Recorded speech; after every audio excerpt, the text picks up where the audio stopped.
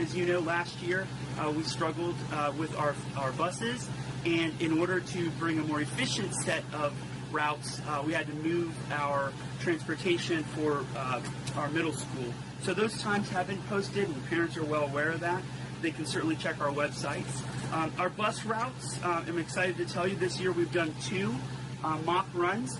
Today is actually number 2, and last week when we did our mock runs, we were able to have all the drivers come back, tell us what they liked and didn't like about the route, what was efficient, what wasn't, if there were any safety concerns. And then the team worked hard all week and weekend, Saturday and Sunday, making sure that we made those changes. This morning, bright and early, the bus drivers showed up to pick up their new routes, and they're running them today. And after today's run, we'll make some small changes this evening and tomorrow, and on Wednesday, all of those routes will be posted for our parents.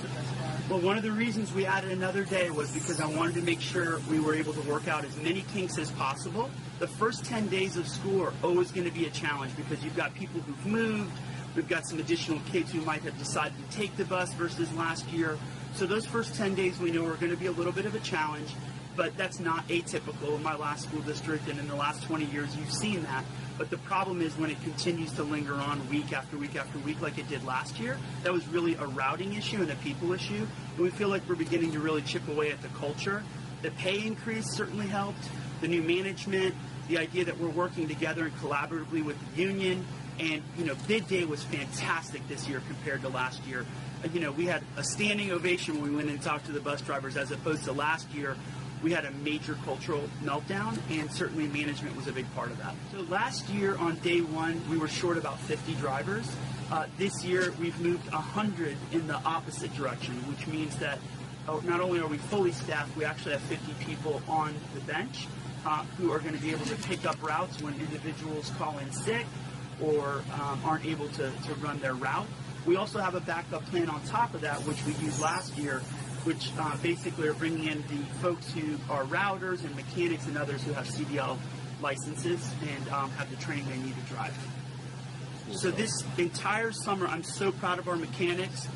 They went bus by bus. They checked security cameras. They checked air conditionings. They've worked really hard to make sure that the AC is working.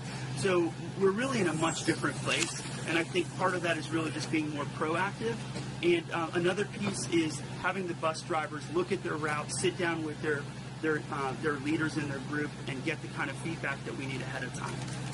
Last year we ordered 100 new buses, and this summer we ordered 60 new additional buses that have been trickling in. We're sitting on a brand new one here today, and I'm looking forward to continuing to work with our staff to find the funding that we need.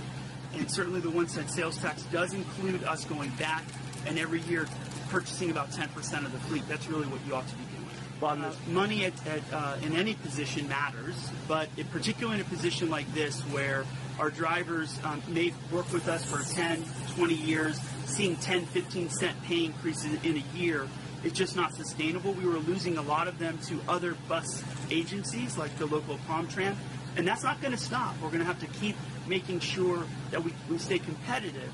But the major thing is culture. We've got to make sure that we work collaboratively with our bus drivers. They feel like they're part of the team, and I think we're really starting off in a good foot this year.